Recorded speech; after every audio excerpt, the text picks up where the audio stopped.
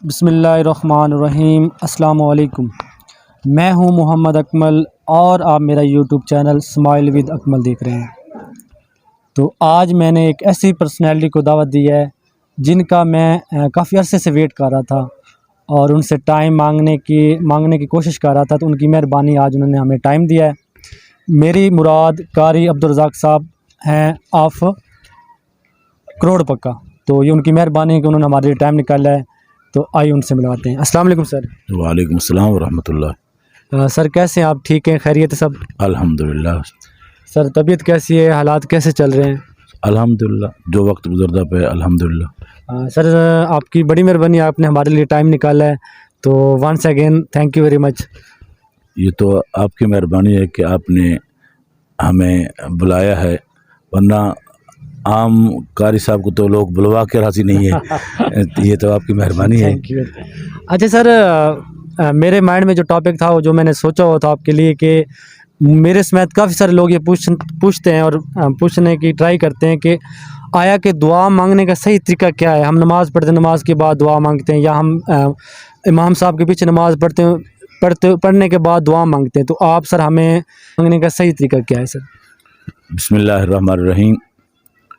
اجیب دعوت الداعی اذا دعان، قال النبی صلی اللہ علیہ وسلم لا يرد القضاء الا الدعاء، صدق اللہ العظیم۔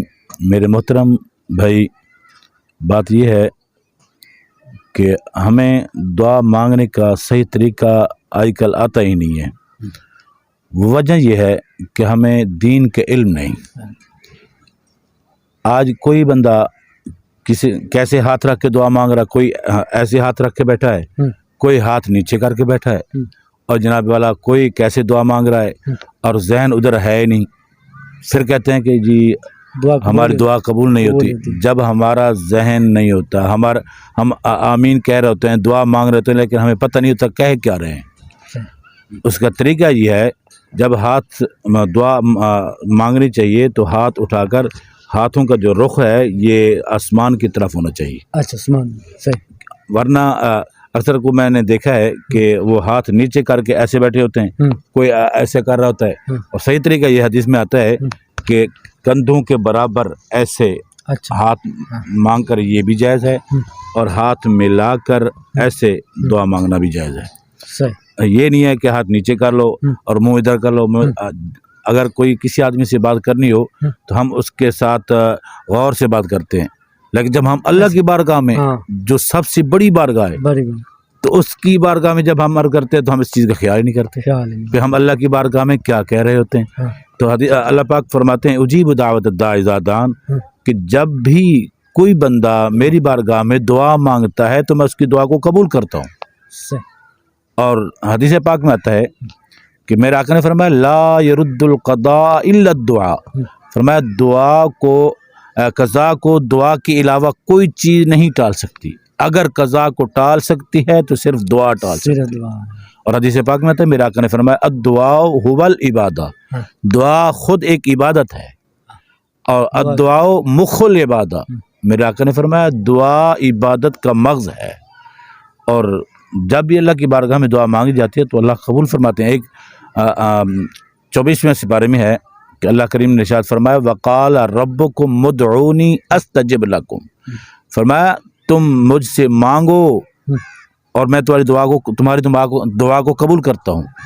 جب ہم اللہ کی بارگاہ میں صحیح طریقے سے دعا مانگتے نہیں ہیں تو پھر ہم کہتے ہیں، ہم ہر وقت یہی گلہ کرتے ہیں کہ ہماری دعائیں قبول نہیں تھی۔ اور حدیث پاک میں آتا ہے، ایک روایت میں آتا ہے کہ میرے آقا نے فرمایا کہ دعا، جب بندہ اللہ کی بارگاہ میں دعا کرتا ہے تو اگر وہ دعا، اس دعا کا صلہ اگر اس کے لیے دنیا میں بہتر ہے تو اللہ اس کا صلہ دنیا میں دے دیتے ہیں، اگر اس کے لیے بہتر نہیں تو پھر اللہ تعالیٰ اس دعا کو آخرت کے لیے ذخیرہ بنا دیتے ہیں۔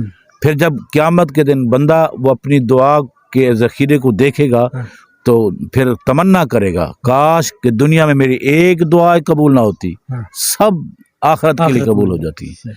تو یہ دعا مانگنا یہ حدیث سے ثابت ہے، اور اللہ تعالیٰ نے قرآن میں بھی ارشاد فرمایا ہے۔ تو ایک زمانہ حضرت موسیٰ علیہ السلام کا زمانہ تھا، تو آپ کے زمانے میں قحط سالی پڑ گئی.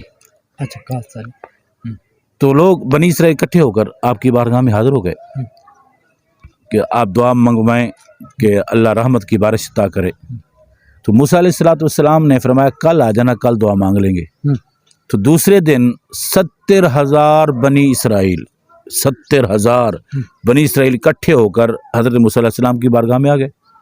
آپ ایک کھلے میدان میں تشریف لے گئے، وہاں دعا مانگنی شروع کی. تو جب حضرت موسیٰ علیہ السلام دعا مانگتے تھے تو قبولیت کے آثار فوراً نظر آنا شروع ہو جاتے تھے.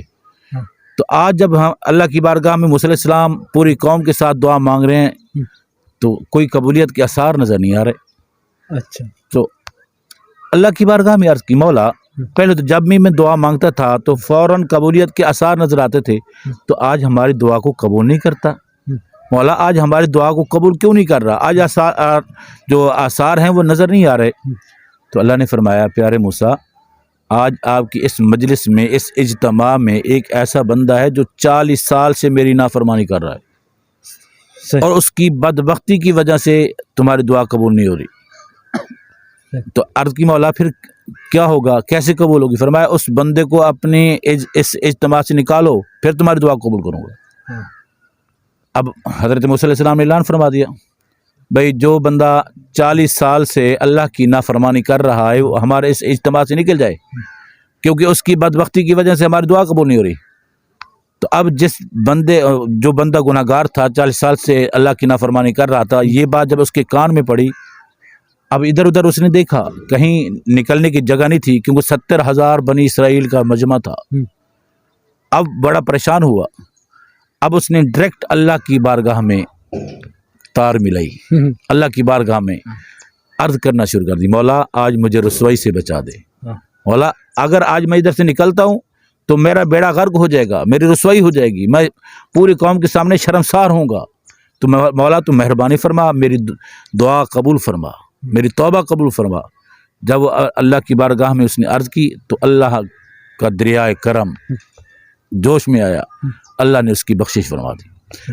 ابھی حضرت موسیٰ علیہ السلام نے جب اعلان کیا تھا کوئی بندہ نکلا نہیں، اب بادل آئے، بارش برسنا شروع ہو گئی.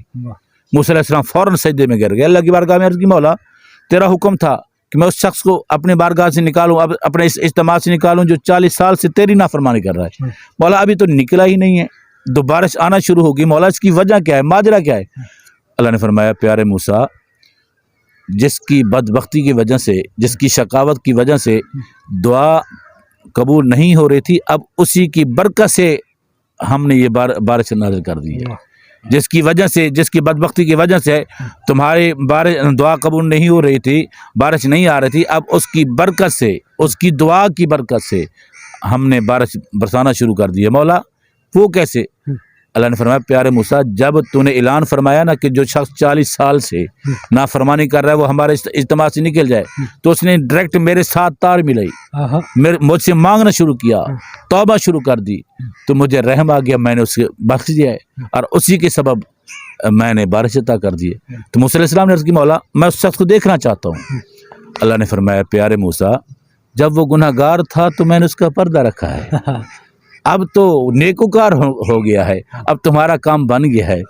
تو عرض کرنے کا مقصد یہ تھا کہ اللہ کی بارگاہ میں جب بھی دعا مانگتے ہیں تو اللہ فوراً قبول فرماتا ہے. اللہ فرماتا ہے اجیب دعوت الداعی اذا دعان، جب بھی میری بارگاہ سے کوئی دعا مانگتا ہے میں اس کی دعا کو قبول کرتا ہوں. اچھا ماشاءاللہ قاری صاحب آپ نے بڑا ڈیٹیل میں ہمیں بتایا ہے.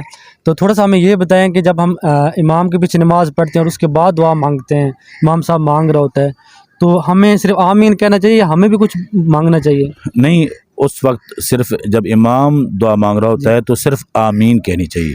اچھا. کیوں کہ امام کی اقتدا آپ نے کی ہے. اچھا. اگر امام کی اقتدا نہیں کرو گے تو پھر اس سے بہتر ہے پھر اکیلے مانگ لو. جب اپنا امام بھی مانگ رہا تم بھی مانگ رہے ہو تو پھر وہ کیسے پتہ چلے گا؟ تو اس لیے امام کے پیچھے صرف آمین کہنا چاہیے، خود اپنی دعا نہیں مانگنی. ہاں اگر زیادہ دعا مانگنی ہے تو جب امام صاحب کی دعا ختم ہو جائے پھر اکیلے میں بیٹھ کر دعا مانگے، جتنی مرضی ہے لمبی مانگے. صحیح. تو قاری صاحب بڑی مہربانی، آپ نے ہمارے لیے ٹائم نکالا اور بڑی ڈیٹیل میں ہمیں بتایا ہے. تو میرے پاس الفاظ نہیں ہے کہ میں آپ کا کیسے شکریہ ادا کروں. تو بہت شکریہ آپ کا، بہت شکریہ. مہربانی. اللہ آپ کو جزائے خیر عطا فرمائے. Thank you sir.